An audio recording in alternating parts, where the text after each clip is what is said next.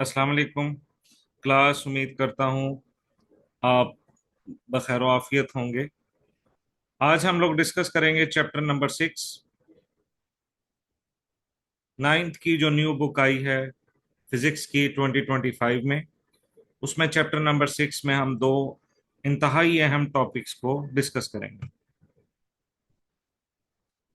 उसमें हम पहला टॉपिक है pressure in a liquid. Force exerted normally on unit area is called pressure. किसी यूनिट एरिया पे जो हम फोर्स लगाते हैं उसे हम प्रेशर कहते हैं। Liquid also exerts pressure, liquid भी प्रेशर लगाते हैं। और लिक्विड किस तरह प्रेशर लगाते हैं और वो प्रेशर कौन कौन से फैक्टर्स पे डिपेंड करता है, उसको जरा हम आज देखते हैं। ये एक मेरे पास ये एक ब्लॉक है, ठीक है। ये ब्लॉक, इसे मैंने पानी के अंदर फेंका है, ठीक है। अब क्या होगा, हम न्यूटन्स के लॉ में पढ़ चुके हैं, हर एक्शन का क्या होगा, रिएक्शन होगा। तो ये पानी पे फोर्स लगाएगा अपने वेट की वजह से नीचे। तो वो जो फोर्स लगाएगा वो बराबर होगी इसके वेट के। और हमें पता है वेट किसके बराबर होता है, वेट बराबर होता है एम जी के। अब हर एक्शन का रिएक्शन होता है। जब ये ब्लॉक पानी पे फोर्स लगाएगा तो पानी भी इस ब्लॉक पे फोर्स लगाएगा। और कौन से डायरेक्शन में लगाएगा, ऊपर को, ऊपर वाली डायरेक्शन में लगाएगा। इस ब्लॉक को जब हम पानी में फेंकेंगे, ये ब्लॉक पानी पे फोर्स लगाएगा, हर एक्शन का रिएक्शन होता है, पानी भी इस ब्लॉक पे ऊपर को फोर्स लगाएगा। तो हमने देखना है लिक्विड पे प्रेशर किसके बराबर आता है, ये हम कैलकुलेट करते हैं। हम डेंसिटी का फार्मूला पढ़ चुके हैं। डेंसिटी जो बराबर होती है, ये बराबर होती है मैस ओवर वॉल्यूम के। ये हमारी बन जाएगी इक्वेशन नंबर 1। यहां से मैं मैस की वैल्यू निकालूंगा। मैस यहां पे जो बराबर होगा वो बराबर होगा, मैस यहां से हम कैसे निकालेंगे, v यहां पे डिवाइड हो रहा है, उधर जाके मल्टीप्लाई हो जाएगा, m बराबर आ जाएगा रो मल्टीप्लाई बाय v के। हमें पता है फोर्स बराबर जो वो ब्लॉक पानी पे जो फोर्स लगाएगा वो उसके वेट के बराबर है, और उसका फार्मूला होता है mg। मैं यहां पर मैस की वैल्यू पुट करूंगा जो मैंने यहां पे निकाली है। यहाँ पे जो मेरे पास मैस की वैल्यू है उसको मैं इस फार्मूले में पुट करूंगा, ठीक है। तो मैस की क्या वैल्यू मैंने निकाली थी, rho multiply by V. Mass की जगह मैंने लिखा है rho multiply by V multiply by g.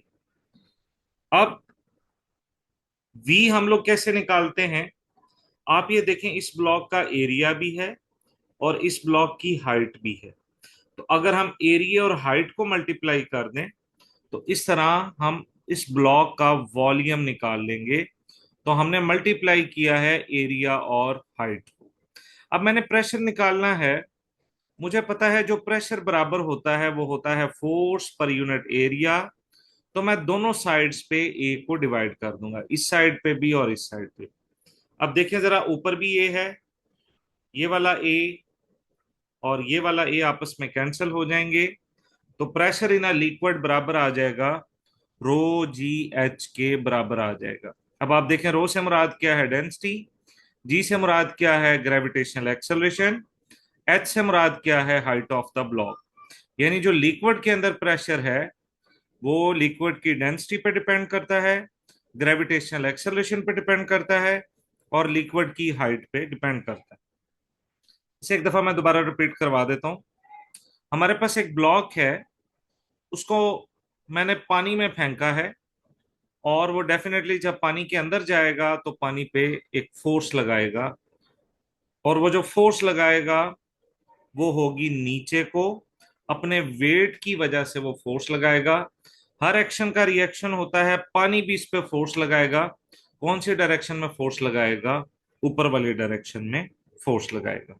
अब हमने प्रेशर निकालना है। प्रेशर कैसे निकालेंगे? हमें पता है डेंसिटी बराबर होती है मैस ओवर वॉल्यूम। यहां से हम मैस कैसे निकालेंगे? वॉल्यूम यहाँ पे क्या हो रहा है, डिवाइड, उधर जाके क्या हो जाएगा, मल्टीप्लाई। अब फोर्स का फार्मूला भी हमें पता है।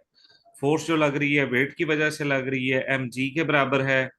एम की वैल्यू जो है वो रो मल्टीप्लाई बाय वी के बराबर है। और यहां से हमें पता है वॉल्यूम जो बराबर होता है ब्लॉक का, कैसे निकालेंगे?